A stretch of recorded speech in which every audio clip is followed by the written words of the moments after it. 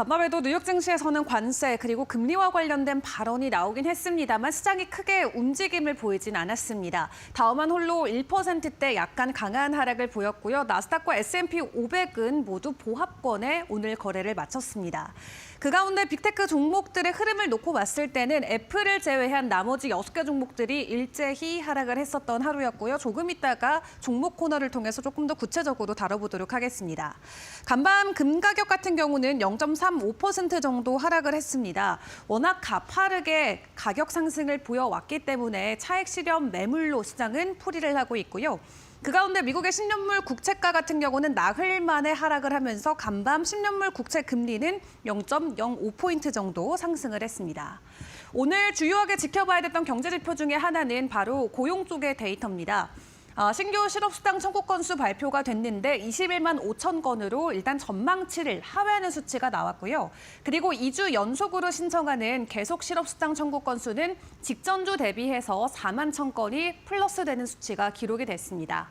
다만 시장에서는 크게 의미 있는 데이터로 보고 있지는 않고요. 다만 관세를 앞두고 기업들이 여전히 고용을 적극적으로 이어가기에는 부담스럽다라는 평가는 내놓고는 있습니다. 자, 그 가운데 간밤 있었던 관세 그리고 금리와 관련된 부분들 좀 점검을 해봐야 될 것 같습니다. 간밤에도 트럼프 대통령이 관세와 관련해서는 다른 나라들이 우리와 함께 협상을 하기 원한다라고 이야기하면서 여전히 미국이 더 우선되고 우월하다라는 내용의 취지의 글을 남겼고요. 그리고 중국과 관련해서는 좋은 협정을 맺을 것이다. 긍정적으로 평가를 하고 있었습니다. 다만 구체적으로 어떤 부분에 대한 논의를 오가고 있는지에 대한 부분은 언급을 하지 않은 상황이고요. 관세와는 조금 다른 결이긴 합니다만 우크라이나와 다음 주에 광물 협정 서명을 진행한다고 합니다. 히토류를 본격적으로 중국이 수출 금지를 했기 때문에 우크라이나에서 앞으로 나오는 50%의 히토류를 미국이 가져가는 쪽으로 좀 이야기를 하고 있었죠.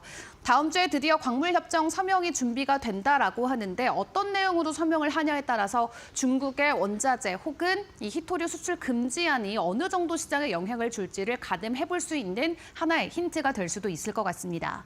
자, 그 가운데 트럼프 대통령은 간밤 다시 한번 금리 인하를 위해서 파월 의장을 압박하는 발언을 거침없이 또 다시 한번 공개를 했습니다. 영상을 통해서 트럼프 대통령의 발언 직접 만나보시죠. On Jerome Powell, you said that the termination of Jerome Powell cannot come fast enough. He says he won't leave even if you ask him to. Oh, he'll leave. If I ask him to, he'll be out of there. But Do you believe I don't think he's. I don't think he. Try to do that? I don't think he's doing the job. He's too late, always too late, a little slow, and I'm not happy with him. I let him know it, and if I want him out, he'll be out of there real fast, believe me. So prices haven't gone up. The only thing that's gone up actually is interest rates, because we have a Federal Reserve Chairman that is playing politics. Somebody that I've never been very fond of, actually. But he's playing politics. Interest rates should be down now. They should be coming down. In Europe, as you know, they reduced them, I guess 7 times. It looks like they're going to reduce them again and again and again. But our guy wants to play cute. But interest rates are pretty much even. Maybe they went up just a slight bit, but that's the only thing. But that's because of the Federal Reserve, because they're not very smart people. 네, 이렇게 공식 석상을 통해서 일단 파월 의장에 대한 불편한 심리를 과감없이 드러냈습니다. 또 본인의 SNS 계정을 통해서도 다시 한번 강조하는 글을 적기도 했는데요.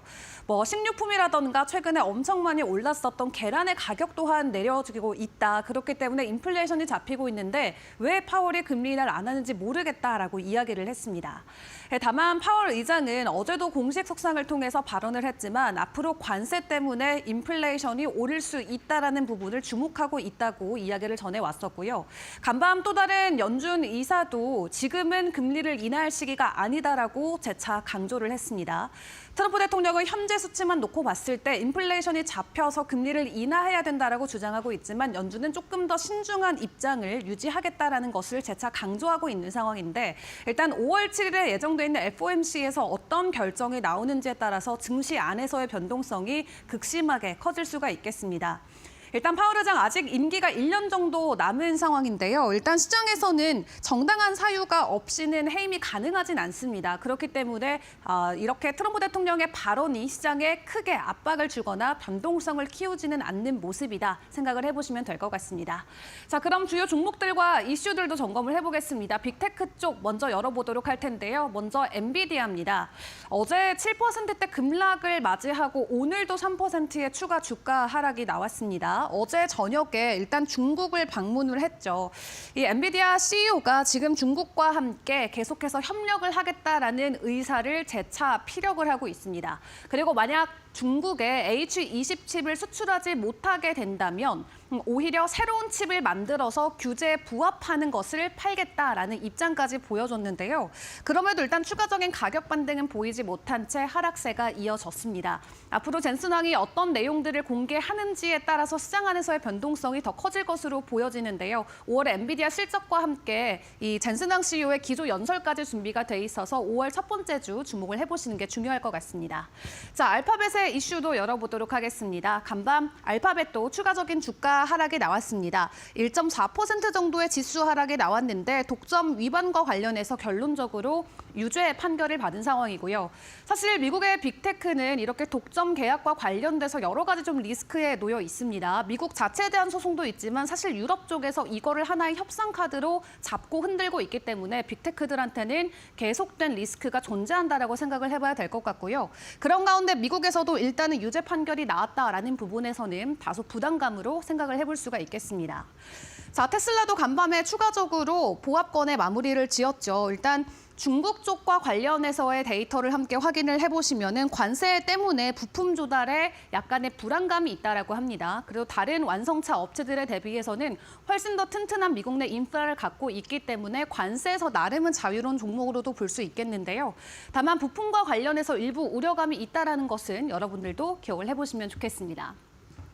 자, 이후에 오늘 시장 안에서 이슈가 있었던 종목들만 또 모아서 점검을 해보겠습니다. 실적 시즌이기 때문에 실적과 관련된 종목들도 점검을 해보도록 할 텐데요.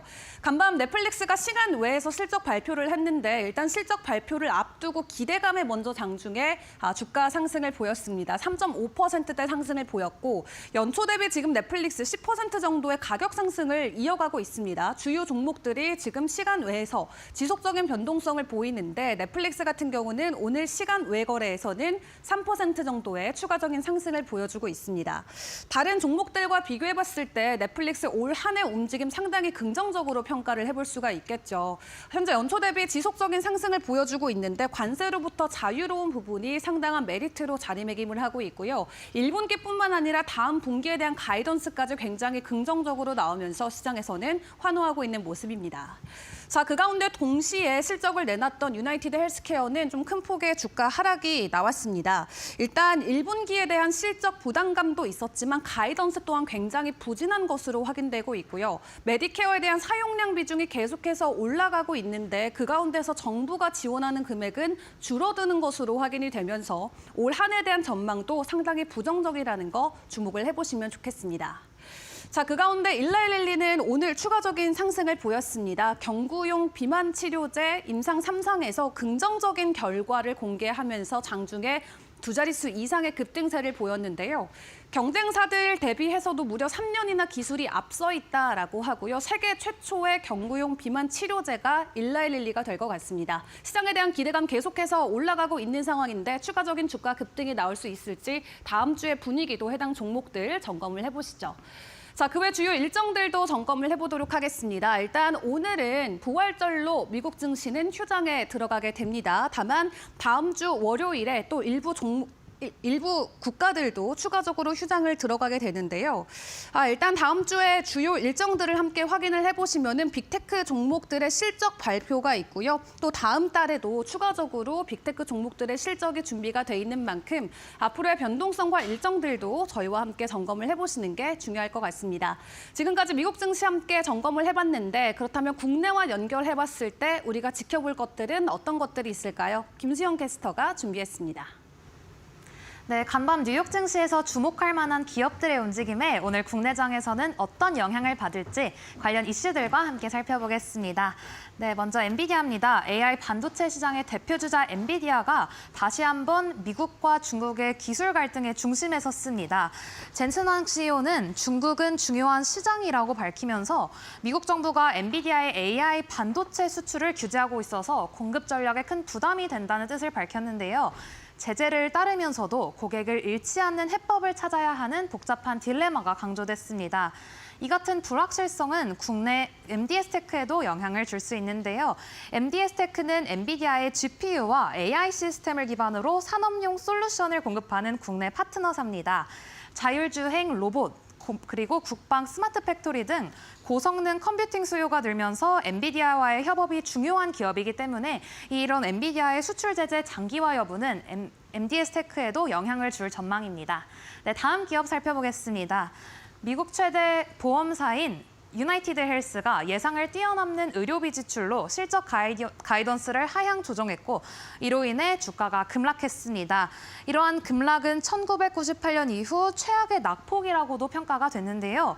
이 여파는 헬스케어 사업 전반에 대해서 비용 구조 재평가 이슈로 번지고 있습니다. 국내에서는 녹십자 홀딩스가 유사한 사업 구조를 가진 대표 헬스케어 기업입니다. 미국발 비용 부담과 수익성 이슈가 국내에도 전이될 경우에는 녹십자 계열 전반에 대한 실적 눈높이 조정이 나타날 수 있어서 앞으로 주목해 보시면 좋을 것 같습니다. 네, 다음 기업으로 넘어가겠습니다. 스트리밍 시장의 절대 강자인 넷플릭스가 오늘 아침에 1분기 실적을 발표했습니다. 1분기 매출과 주당 순이익이 예상을 상회하면서 서프라이즈 실적을 기록했는데요. 글로벌 콘텐츠 수요가 아직도 뜨겁다는 점을 다시 한번 입증했습니다. 이에 따라 콘텐츠 공급망인 우리나라 기업 CJ ENM도 수혜 기대감이 커지고 있는데요. CJ ENM은 TVN, OCN 등 방송 채널과 또 제작사 스튜디오 드래곤, 티빙 등 OTT 플랫폼을 보유하고 있으면서 넷플릭스를 포함한 글로벌 플랫폼의 콘텐츠를 공급 중입니다. K-콘텐츠가 지금 글로벌 주류로 자리를 잡고 있는 만큼 CJ ENM의 해외 매출 확대 가능성이 부각되면서 투자 심리에 긍정적인 자극을 줄 것으로 해석됩니다. 그럼 다음 기업 살펴보겠습니다. 네, 어제 일라일릴리 호재성 소식에 주가가 급등했는데요. 네, 미국 제약사 일라일릴리는 경구형 비만 치료제 오르포글리프론의 임상 3상에 성공했습니다. 기존 GLP-1 계열 치료제는 주사제 형태가 대부분이었는데 이번 신약은 알약으로 복용이 가능하다는 점에서 시장 판도 변화를 이끌 수 있는 혁신 제품으로 평가받고 있습니다. 이와 관련해서 국내 펩트론 주목해보시면 좋을 것 같은데요. 펩트론은 지속형 약물 전달 기술인 스마트 대포를 보유한 바이오 기업입니다. GLP-1 유사 계열의 당뇨 비만 치료제 파이프라인을 개발 중인데요. 글로벌 대형 제약사의 임상 성공은 펩트론처럼 유사 기술을 가진 기업에도 기술 수출 가능성 또 밸류에이션 상승 요인으로 작용할 수 있습니다. 네, 마지막으로 MP 매터리얼스 보겠습니다. 히토류 채굴 전문 업체 MP 매터리얼스가 미국, 중국과 무역 갈등 속에서 중국 수출을 중단하겠다고 선언했습니다. 이번 결정은 미국의 자국 내재화 정책이 본격화됐다는 신호로도 해석이 되는데요. 이에 따라 국내 히토류 관련주 중 하나인 유니온이 대체 공급망으로 주목받고 있습니다. 유니온은 히토류 관련 국내 대표 광물 소재 기업입니다. 글로벌 공급망 불안이 심화되면 국산 소재 개발 기업인 유니온의 역할과 가치가 더 부각될 가능성이 높습니다. 네, 그럼 마지막으로 에르메스 살펴보겠습니다. 프랑스 명품 브랜드 에르메스는 미국의 고율 관세에 대응해서 아이코닉 제품의 가격을 인상하겠다고 공식화했습니다. 이로 인해 일부 소비자층은 가격 부담을 피하고자 대체 명품 브랜드로 수요를 분산할 가능성이 커졌는데요. 이와 관련해서 국내 신세계 인터내셔널 오늘 주목해보면 좋을 것 같습니다. 신세계 인터내셔널은 명품 소비 트렌드 변화의 수혜주로 꼽히고 있습니다. 글로벌 명품 가격 상승 흐름 속에서 접근성 높은 중고가 브랜드 판매 확대가 예상되면서 오늘 실적 반등 기대해보시면 좋을 것 같습니다. 네, 이렇게 해서 미국 시장에서 주목해볼 만한 기업들의 움직임에 오늘 국내장에서 주목해볼 만한 기업들까지 살펴봤습니다.